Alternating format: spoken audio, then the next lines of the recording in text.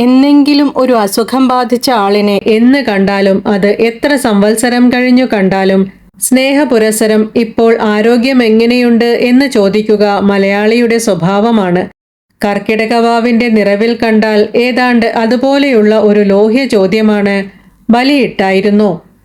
ഞാൻ സ്വയം ആലോചിച്ചു. മരണസമയത്തെ ഒരു ചടങ്ങ് എന്ന നിലയിൽ അനുഷ്ഠിച്ചതല്ലാതെ കൃത്യതയോടെ ഞാൻ എല്ലാ വർഷവും ബലിയിടാറില്ല. എന്നെ സംബന്ധിച്ച് അച്ഛനും അമ്മയും ഇഹലോകവാസം വെടിഞ്ഞിട്ട് നാളുകളേറെയായി. ആദ്യം അച്ഛനാണ് പോയത്. ഒരു ഇടവേള കഴിഞ്ഞ് അമ്മയും യാത്രയായി. രണ്ടുപേരും മരണം വരെ എന്നോടൊപ്പം തന്നെ ജീവിച്ചു. അവർ പോയിട്ടും അവർ ഇട്ടേച്ചുപോയ ഓർമ്മകൾ കൊണ്ട് എൻ്റെ വീട് എന്നും സമൃദ്ധമായിരുന്നു. കുറെ കാലം ഓർക്കാപ്പുറത്ത് എൻ്റെ സ്വപ്നങ്ങളിൽ അതിഥിവേഷം പോലെ അവർ വന്നുകൊണ്ടിരുന്നു.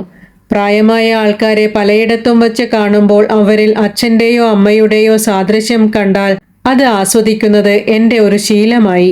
ഇനി എന്തുകൊണ്ടാണ് ബലിയിടാൻ തോന്നാത്തതിന് കാരണം എന്ന് ചോദിച്ചാൽ എനിക്കൊരു ന്യായമുണ്ട്.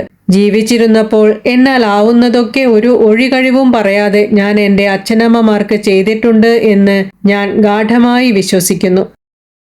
എൻ്റെ അമ്മയെ സംബന്ധിക്കുന്ന ഒരു കാര്യം പറയാം. അമ്മയുടെ അവസാന നാളുകളിൽ എന്നോടൊപ്പം തിരുവനന്തപുരത്ത് താമസിക്കുമ്പോൾ അമ്മയുടെ മുടി ബോബ് ചെയ്യാനും സൗകര്യത്തിനു വേണ്ടി ഗൗണിലേക്കുള്ള വസ്ത്രമാറ്റത്തിനും ഞാൻ മുൻകൈയെടുത്തു.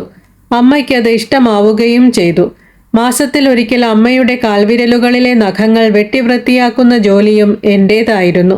അമ്മ കട്ടിലിൽ കാൽനീട്ടിയിരിക്കും, ഞാൻ നിലത്തിരുന്ന് ശ്രദ്ധയോടെ നഖങ്ങൾ വെട്ടും. വാത്സല്യം നിറഞ്ഞ മുഖത്തോടെ എന്നെ വീക്ഷിച്ചുകൊണ്ട് അമ്മ ഒരിക്കൽ ചോദിച്ചു, ചന്ദ്ര, പുനർജന്മം എന്നൊന്നുണ്ടോ? അമ്മയുടെ പെട്ടെന്നുള്ള ചോദ്യത്തിന്റെ ഉദ്ദേശം എനിക്ക് മനസ്സിലായില്ല. ആർക്കറിയാം അമ്മേ, എന്താ കാര്യം? അമ്മയുടെ കണ്ണുകൾ സജലങ്ങളായിരുന്നു. അല്പം ഇടറിയ സ്വരത്തിൽ അമ്മ അന്നു പറഞ്ഞു, അഥവാ പുനർജന്മമുണ്ടെങ്കിൽ അടുത്ത ജന്മവും നീ എൻ്റെ വയറ്റിൽ തന്നെ പിറന്നാൽ മതി. അന്ന് ഞാൻ ഉറപ്പിച്ചു, ഇനി ഞാൻ അമ്മയ്ക്കു വേണ്ടി ബലിയിടേണ്ട കാര്യമില്ല, ചെയ്തിട്ടുമില്ല. ഇനി അച്ഛൻ്റെ കാര്യം. റെയിൽവേയിൽ സ്റ്റേഷൻ മാസ്റ്റർ ആയിരുന്നു എൻ്റെ അച്ഛൻ ശിവശങ്കര പിള്ള. കൃത്യനിഷ്ഠക്കാരനും കർക്കശക്കാരനുമായിരുന്നു. കിട്ടുന്ന അവസരങ്ങളിലൊക്കെ ഞങ്ങൾ മക്കളെ ഉപദേശം കൊണ്ട് മൂടാനും അദ്ദേഹം മറന്നിരുന്നില്ല.